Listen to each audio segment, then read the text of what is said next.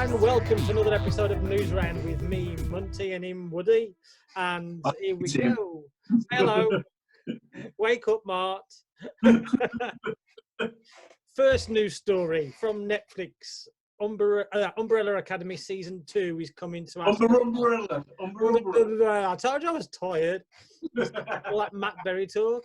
He's with us on July the 31st. Are you excited, Martin? Yes, I am thoroughly excited because I really enjoyed that first series. That and Doom Patrol was some of the best some of the best TV that came on then. They're fantastic. I like an independent comic show as well, though. That really worked for me. I did like it, but it was around about 2 to 3 episodes too long, where they could have really tightened it up a bit. They did drag. A couple of episodes did drag. I know I cut certain scenes out, like the stupid bloody dance scene and stuff. That pissed me off. I see that a lot of people like that. Nah, I thought it was shit. It was just. In fact, that's how they're advertising the new series to come. So it seems that you're talking complete bollocks again, aren't you? Hold on, though. If something isn't made for Munt, it's not made for anybody. Goddammit. That's dead right. Make it for Munty. And I was irritated with the end as well. The end was a cop-out. So that irritated me as well. What, the end when the moon's going to crush the earth? And then they all just disappeared, and I just went, oh, okay. When the time traveller makes them escape with his time travelling powers, would you have been pissed off if the time traveller didn't get them out of there with his time travelling powers? I was pissed off the same way as I was pissed off with the first season of Heroes. The first season, it was great. It was all this build-up and everything else. And then that last episode of the first season was such an anticlimax. By the fountain. Yeah, nothing really happened in that last episode, and I was like, we had this big build-up, and I felt a bit like the same with Umbrella Academy. There was this big build-up that never really come to fruition. It was a bit very anticlimactic. So I hope they pick the ball up better. Talking of balls, I really enjoyed it. I thought it was cracking. The actors as well, I thought, were really well cast in it. I think it was fantastic. The best geeky thing that Netflix have done apart from the Marvel stuff. So there's that going for it. Mm. But talking to Netflix, mate, they've remember we were talking about The Rock and Emily Blunt going to be in a film called Ball and Chain. Yes. Netflix have bought it. They're doing it now. So it's going straight to Netflix, mate. It's not going to the cinema. No, hell no. I mean, those are two. I know they've had Hemsworth in like Extraction recently, but I mean, that's two massive stars that are guaranteed to have a hit at the box office. They're going straight to Netflix. Yep. Going straight to Netflix. And this is the sign of things to come, because what Netflix are doing is they know cinema is starting to slowly go wane. Yeah. And they've got the money to throw at it, and they're cutting back a lot of their original series, and they're starting to throw money at movies because they've got Disney Plus to compete with, and they're going the right way about it by getting hold of this one. Yeah, realistically, they're stocking their library now with some big name movies. And thinking that those movies are always going to be there. They're not hiring them from anyone. They're just, right, we'll have that. That's in our library now. That's us for good. Blimey. No, that's actually quite impressive. It is. I did not expect that at all. You'd have thought if anyone was going to buy it, that Disney would have snatched that up. I think it's a sign of things to come. We're going to be seeing more and more stuff being Netflix bound. I can't disagree with you there. More stuff's going to head for streaming. It's just the way things are. You can see cinema's kind of going to be those big movies and little indie movies. Then a lot of movies in between are all going to be on streaming. I mean, it's two massive names just to get in a movie. I mean, that is getting a rock movie going straight to Netflix. And Emily Blunt, I mean, she's a massive name now. She is one of the biggest female stars, really. The sign of things to come, I think, mate. I think there's going to be more and more stuff going straight to the streaming services. It's more and more worthwhile to have Netflix. Yeah. It's really, I mean, you know, at one stage they were talking about, like, you know, the streaming wars and everything, and it was sort of being said, oh, maybe Netflix, being the first ones in there, are going to be the first ones out. You know, maybe everyone else is going to have the money thrown at them and stuff, and Netflix are going to be the ultimate losers. You kind of got to think, though, what Netflix are doing recently, sure, Netflix are going to do all right out of this. I can't see them being the first ones out. Well, they're slowly becoming a major studio article, aren't they? Yeah, they really are. Yeah, they're like, yeah, they're a cinematic studio company now. Yeah. They're turning out, instead of hiring, like, you know, borrowing sort of content, they're making their own content or just buying quality content to put in there all the time. Well, I mean, Amazon's got all the money in the world to throw at something, but Amazon right now, apart from really a few of their own series, like The Boys and Carnival Row, oh, yeah. there's not a lot that I'm really interested in, you know, on Amazon. Netflix is kind of where you go, and Netflix is arranged better.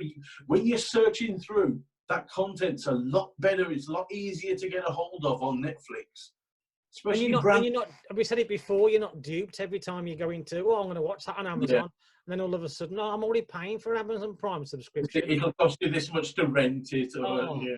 Load of bollocks, mate. And Netflix are going to be, they already are a contender in the streaming service. They are the top one.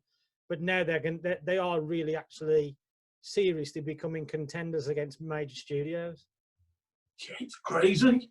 Oh, yeah.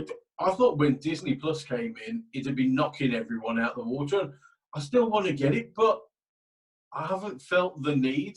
They made us wait that long for Mandalorian. Let's face it, most of us set sail on the 7 seas and went to Jim Lad and pirating stuff. And they made us wait that long for it. And now you're waiting. There's no Marvel shows or anything to get a hold of.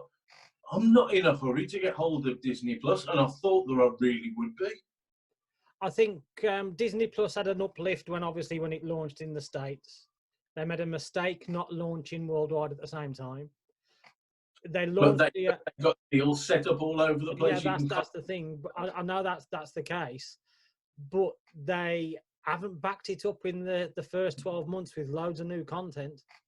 No, and when they announced it at first, I thought, Christ, they're going to just be throwing that new content at you, and it's going to be some amazing stuff. And you can't blame the coronavirus for it, because they've had a good couple of years to be able to get stuff going.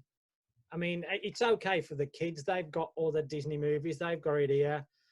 Georgia's watching it all the time. She's bought it for herself. But it's a High School Musical series. Wow, who gives a toss? I mean, and they've really got to do something. If you pass out of a certain age range, you don't really care about that. They've got to really pull something out the back to bring us in. Marvel movies, which are going to get some cachet, but really you've got to. A lot of people have bought those Marvel movies as well. They don't just rely on the streaming of them. A lot of people have actually bought the physical content, and you want the extra stuff.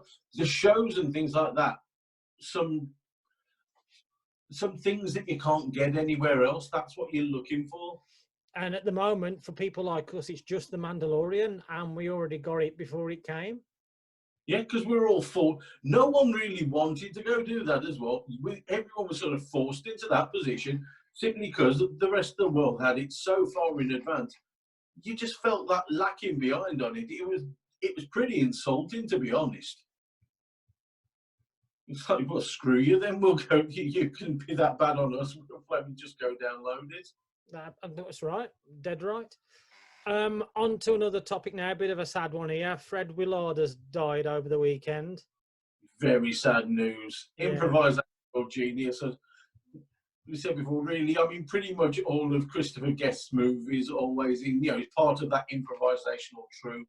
And let's be honest, he stole the show in every Christopher Guest movie as well. Dogs in Show, he's just a work of art in that film. I think he was the Christopher Guest movies have this amazing cast where he was one of the highlights for me. Great. And you know, the amount of American TV and everything really that he's done that we haven't really watched so much of. But just, yeah, he's a fantastic guy. I mean, I love seeing him on Community when he'd like going in place of Chevy Chase. The last thing I've seen him in is I've recently done a run through of Modern Family, and he plays Phil's dad, and he's brilliant, absolutely brilliant. It's a sad loss, mate. There you go. Yep. Talking of sad losses as well. Give him his Spinal Tap. Oh yeah. Talking of sad losses as well. We both like Glow. Yeah. One of the directors, Lynn Shelton, has died of a blood disorder, only age 54. Jesus Christ! I was going to say that can't be at any real age at all. No. 54. Jesus Christ! Unexpected blood disorder. I was going to say, has anything come out about it? That's all I've got here at the minute. Yeah. Disorder? Jesus, that's a bit of a shock. I bet that'll hit them hard as well, because I mean, from what you can kind of pick up, there was sort of another close-knit bunch of folks. Now Yeah. that's a shocker. I didn't even know that one. And just a change of tack again, and we're going to come back to Netflix. And Noah was talking about Netflix and getting the movies and the stars and everything else. They've now officially confirmed that they are doing Beverly Hills Cop with Eddie Murphy. Cop 4.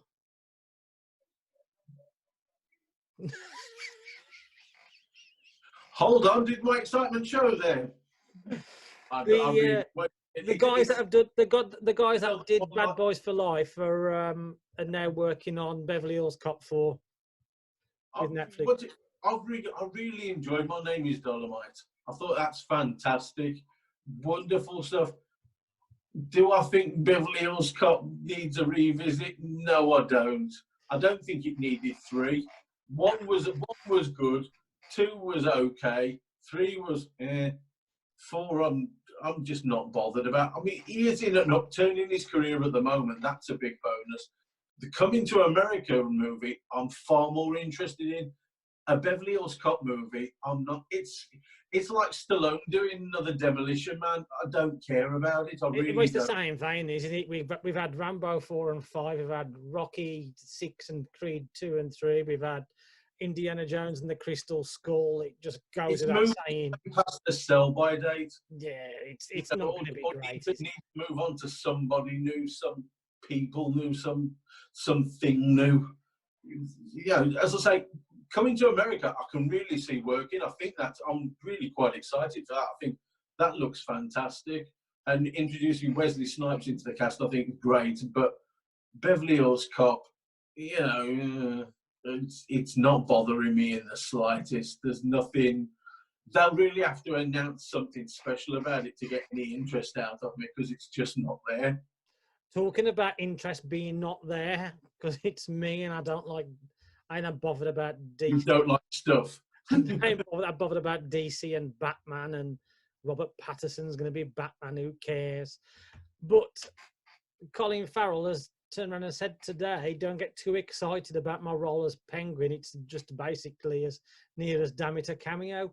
Is he lying or is he telling the truth? I don't know. It could well, given the story that it's supposed to be following, it could quite easily be a cameo. It could be one of many cameos, though. So the Long Halloween is it's a lot of cameos, sort of little vignette sort of stories going on in there. So he could well be telling truth, which is a shame, because I recently watched The Gentleman the weekend, and he's absolutely bloody fantastic in that. He's cracking as the coach. Is he? Yeah. Best thing I've seen him in probably since Tigerland, which I thought was absolutely blinding. Well, for me, I'm neither here or there.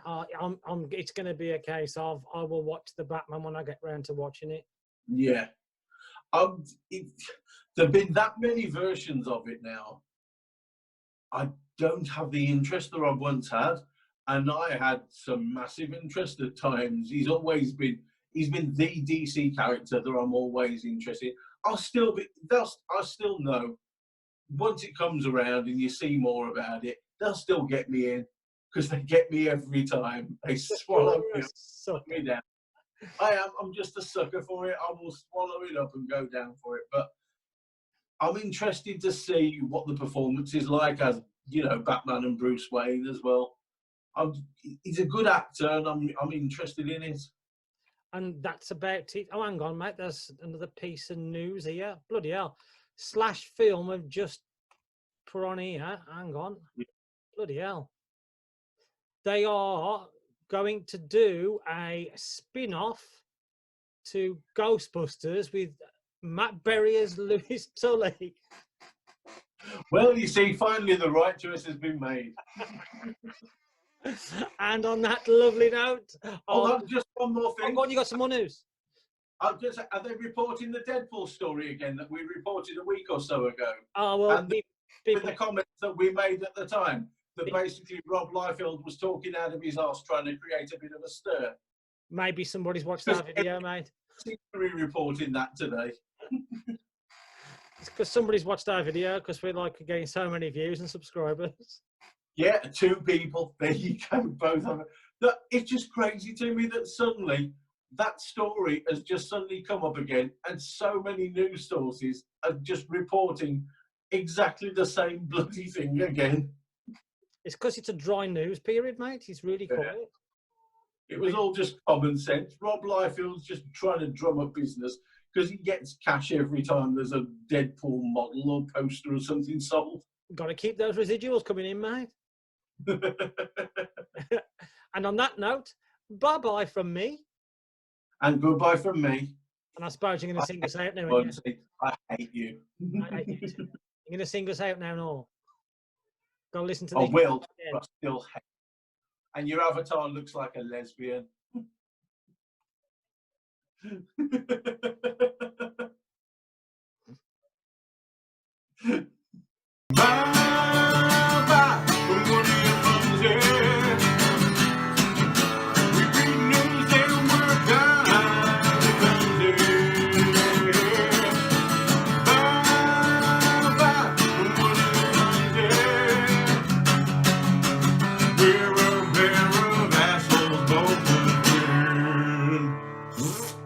Thank you.